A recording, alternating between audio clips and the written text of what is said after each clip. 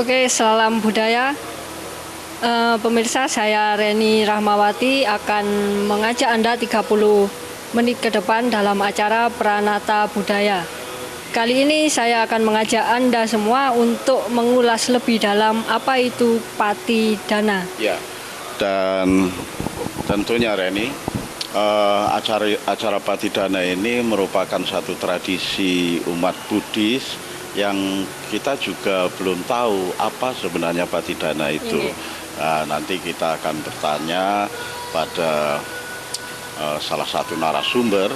Tetapi yang paling unik Reni, bahwa pada malam ini acara Patidana ini kayaknya banyak altar di luar biara ini, banyak altar, kemudian persembahan-persembahan, dan itu apa nanti tentu kita ikuti saja 30 menit ke depan dalam Pranata Budaya.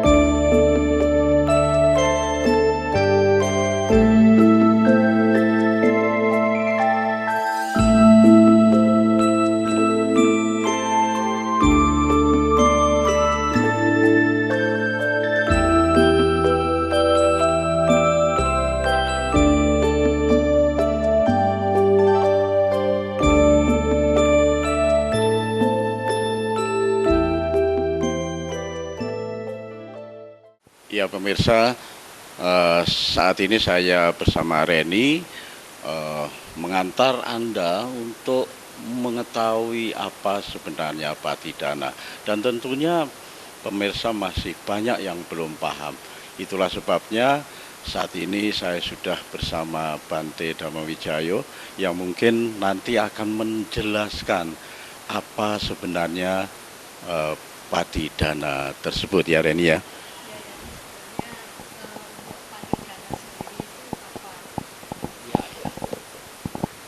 Ya, inilah yang kita lakukan sesuai dengan mengikuti apa yang Sang Buddha ajarkan. Karena Sang Buddha ini beliau melihat dengan mata batin, bukan berdasarkan bisikan, bukan pula dari wahyu, tetapi dengan kekuatan batinnya beliau meditasi itu melihat di alam-alam mana yang bisa dibantu, bagaimana cara untuk mendoakan mereka. Itulah yang ditekankan. Maka dari itu di sini kebanyakan manusia itu, kalau kita lihat secara jujur, mereka selalu sibuk ke masalah duniawi, masalah keluarga, masalah anak-anak, harta dan macam-macam. Itu sibuk ke sana.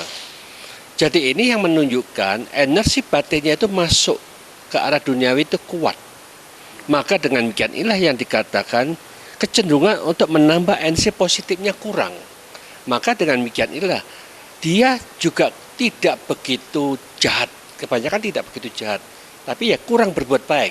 Jadi bingung ini, kebaikannya tidak ada energinya, yang negatifnya juga tidak ada energinya, ngambang. Nah, ngambangnya ini yang menyebabkan pada saat dia hidup itu dia melekatnya di mana?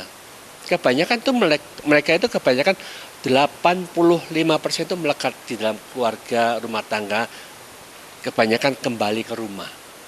Itu kebanyakan begitu. Ya itu biasanya kan mereka terbiasa di mana disitulah mereka kembali. Maka itu dia ke sana. Maka dengan demikian inilah diadakan Patidana itu dalam arti kata dibuat upacara untuk memanggil makhluk-makhluk halusnya itu untuk ikut hadir pada acara ini. Nah, pada acara dia datang ini disadarkan bahwa kita masih banyak faktor-faktor negatif yang kita simpan di dalam memori. Bagaimana kita bersama-sama untuk bisa membuang, menyingkirkan energi-energi negatif ini sebagai sampah gudang yang tidak ada gunanya. Kalau kita sadar kesalahan kita, kita maafkan, kita juga meminta maaf, mungkin ada kesalahan terhadap family atau teman-teman yang lainnya, kita maafkan sekalian, kita juga minta maaf sama mereka, saling maaf, memaafkan dengan kesungguhan hati, berarti diajarkan sampai di mana kita ada kemampuan untuk membuang, mendelete memori yang tidak penting itu sebagai sampah yang tidak ada gunanya. Nah, sesudah ini dibuang semuanya, barulah kita memberikan satu motivasi. Bagaimana kita ini bisa memiliki energi dalam batin dan pikiran kita supaya ada kemantapan. Kemantapan ini yang dikatakan siapapun yang mulai sekarang menata dirinya, bagaimana membiasakan untuk membangkitkan kebijaksanaan. Oh, kebijaksanaan itu harus begini, begini, begini.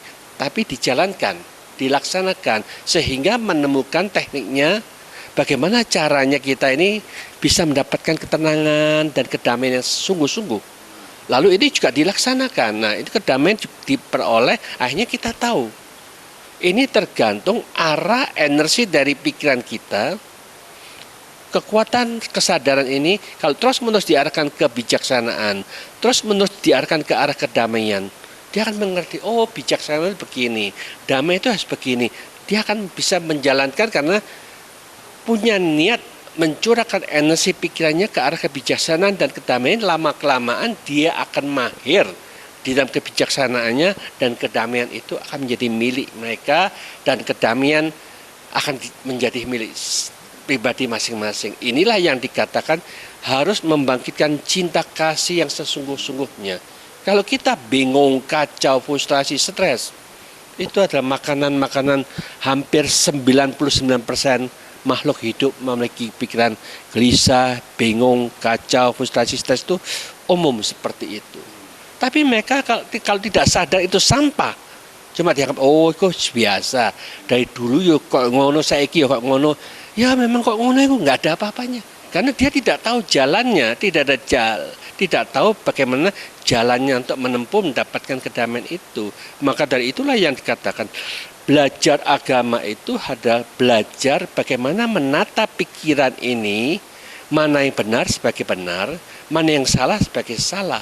Pikiran mana yang membuat kita tenang dan pikiran mana yang membuat kita kacau. Kalau ini bisa dirubah setiap saat menjadi lebih positif, gelisah, takut, cemas bisa disingkirkan, dilenyapkan. Bagaimana kita memancing pikiran ini, dibangkitkan energi positif dengan cara dimanapun juga waktu kita duduk, berdiri, walaupun makhluk-makhluk halus juga, mereka di alam sana hanya mengucapkan dalam batinnya, sadar damai, menggunakan energi kesadarannya ditujukan untuk masuk di dalam kedamaian di dalam dirinya sendiri. Bagaimana kedamaian sendiri itu terjadi. Tetapi mereka masih terbiasa, kesadaran itu selalu arahnya ke rumah. Didelok bojone kepiye, anaknya kepiye, ini masih melekat di rumah. Jadi waduh, mau bantu nggak bisa, mau takut ini khawatir itu nggak bisa. Jadi itulah kesalahan. Melihat saja, tidak bisa. Mereka nggak bisa apa-apa karena berusaha sih, sudah berkali-kali berusaha diajak ngomong, dicawel-cawel nggak roh, diem aja. Diajak ngomong ya diem aja. Ini kok bojoku kok ngene, dulu kan diajak ngomong gelem. Saiki diajak ngomong kok acuh tak acuh, nggak roh apa-apa. Nah itu kan, itu makhluknya berusaha ngomong, berusaha nyawel-nyawel, tapi dia tidak kena, tidak bisa mengena karena masih di alam yang lain toh kan. Alam halus dengan alam yang kasar tidak bisa koneksi, kecuali kalau Pak Samsul punya mata dewa.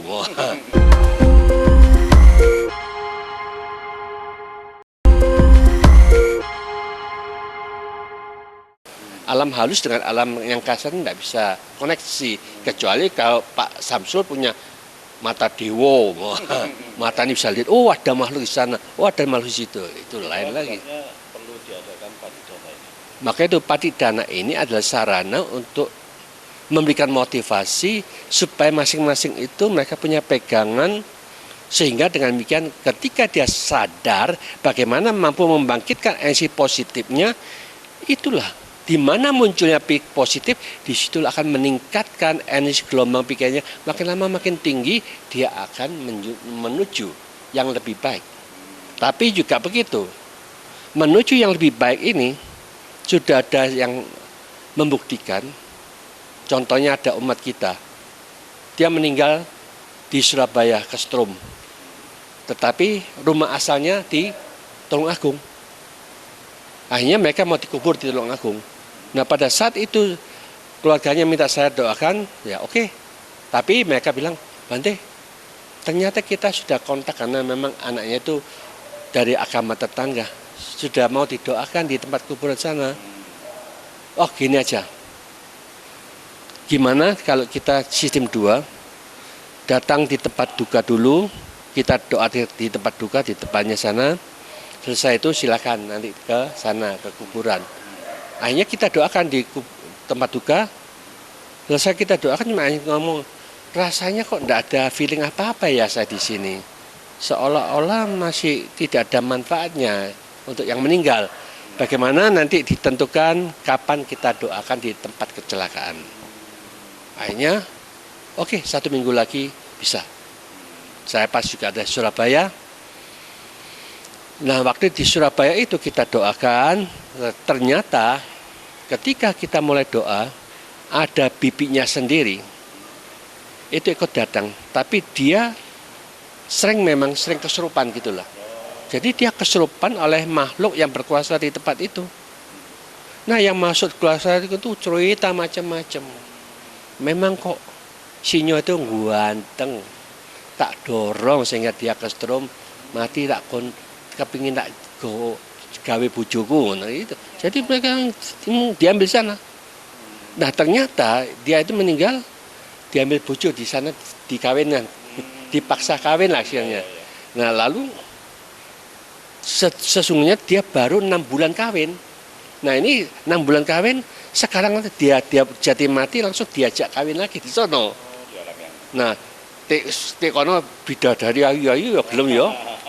Nah, otomatis ya lali lah yang sana. Tapi ya kan kita nggak tahu gimana. Tetapi ya kita kasih motivasi juga waktu upacara itu. Makhluk manapun juga yang masih penuh dengan ketakutan, kecemasan, kebingungan, khawatir. Berarti ada energi negatif dalam pikiran kita. Marilah kita bangkitkan bersama-sama untuk menemukan energi positif di dalam diri kita. Itulah kekuatan yang mampu mendorong kita bisa naik lebih baik, lebih bagus ke alam bahagia. Akhirnya ya kita doakan. Nah, selesai kita waktu doa itu selesai. Nah, yang kesurupan ini masih ngomong. Tuh. Dibawa mereka yang berjubah kuning naik ke atas gitu. Jadi mereka seolah-olah tadinya sengsara, otomatis bojonya nggak ayu berarti. Ayu gak gelem, aku gak seneng dipaksa, istilahnya gak gelem yo, ayo paksa kawin mbak aku. Ya pasti ayu gelem toh, gak ayu ya, Melayu ya aku gak gelem, gak ikutin mana. Karena mereka di alam mereka itu mungkin bahagia, mereka nggak ngikutin apa yang saya petunjuk.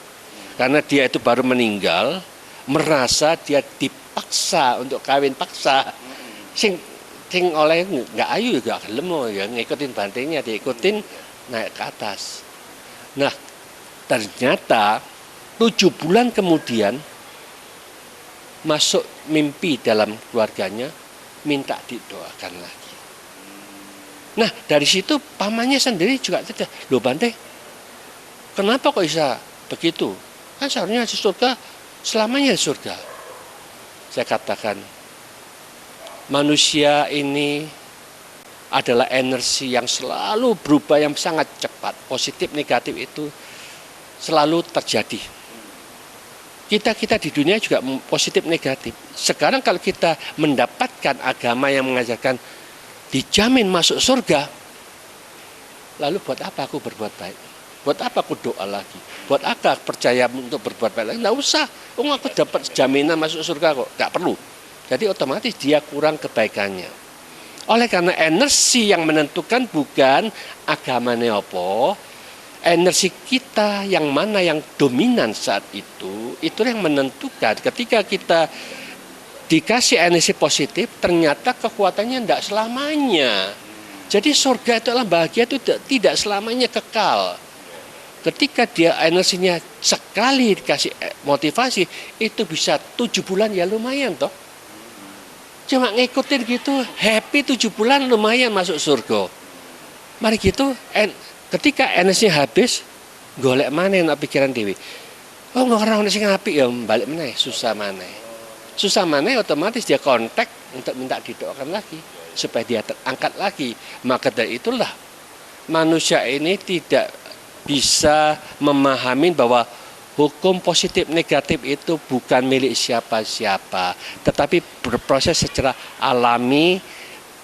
Dia percaya, tidak percaya, tidak menjadi masalah, tetap berlaku seperti kewajarannya itu. Karena hukum ini bukan ciptaan siapa-siapa. Kalau kita mengatakan bahwa ini ciptakan si A, si B, si C, sesungguhnya ya yang ngomong cipta itu betul enggak? Siapa yang tahu sesungguhnya? Nah, nggak ada satupun yang tahu kebenaran itu. Maka dengan demikian inilah Sang Buddha tidak akan membicarakan kalau saya nggak tahu, semuanya nggak ada yang tahu ya sudahlah, nggak usah dibahas. Wong podo nggak roneo, podo nggak ketok. Wes sakarepmu percaya apa ya sakarepmu, ya selesai lah. Jadi dengan mungkin nggak usah memaksakan harus percaya dengan kepercayaan saya. Jadi itulah yang namanya. Tetapi kalau kita yakin bahwa hukum sebab akibat itu adalah sarana yang paling penting, yaitu sebab kita tidak pernah melatih menenangkan pikirannya, akibatnya kita bingung terus, gelisah terus, stres terus, itu wajar. Maka itu kita harus cari sebab bagaimana kita bisa mendapatkan ketenangan. Latihlah pikiran ini, biasakan untuk tenang. Sebab kita juga tidak pernah membiasakan berbicara yang positif, sing diomongi ya elek-elek, negatif terus. Jadi itulah yang kepada marilah kita latih bersama-sama untuk menimbulkan satu sebab membiasakan berbicara yang positif supaya itu berguna dan bermanfaat. Sebab kita ini tidak pernah memiliki cinta kasih, otomatis kita dongkolan, benci, mangkelan, itu sudah hukum kewajaran yang kita miliki. Karena itulah yang dikatakan, latihlah bagaimana cinta kasih itu dibiasakan terbangkitkan. Maka dengan cara seperti inilah yang dikatakan semua positif dikembangkan, akhirnya dia akan selalu positif. Di dunia ini positif, kita bahagia, nanti mati pun bareng-bareng podo bahagiane. Itulah hanya energi positif, bukan KTP-mu, agama pun tidak penting ya. Ya, demikian pemirsa. Dengan Patidana mudah-mudahan kita tercerahkan, dan tentunya Patidana akan kita saksikan bersama-sama dalam acara Pranata Budaya.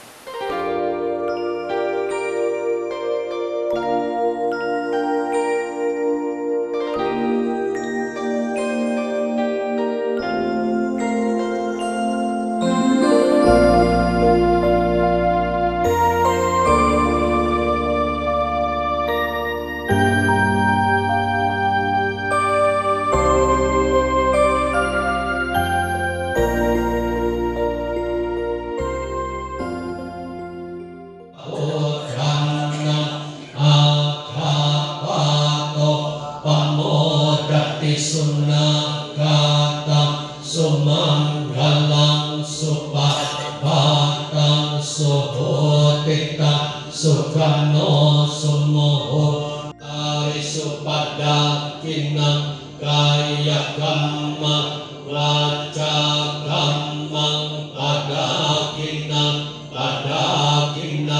mano gamma padakinani katawa nalakan kate padhakine jayanto kodiya mulle sakayana nandiwadano pabuddhana abhavato pamodati sunnagatan sumang.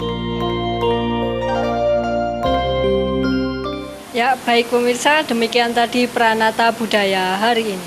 Dan mudah-mudahan kita bisa bertemu lagi dalam Pranata Budaya episode mendatang dengan topik yang berbeda. Sampai Sampai jumpa. jumpa.